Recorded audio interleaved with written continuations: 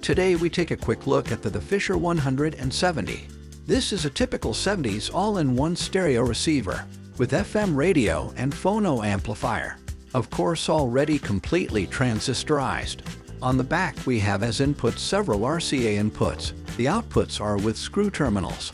This is the smallest model from 1972 with a sinus power of 2 times 16 watts.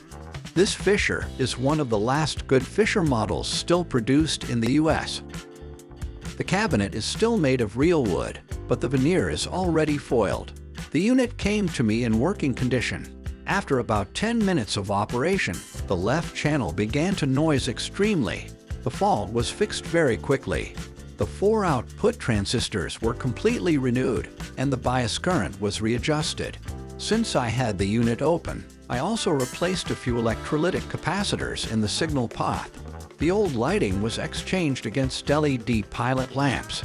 The stereo lamp remained original, because LEDs are too sensitive in this case.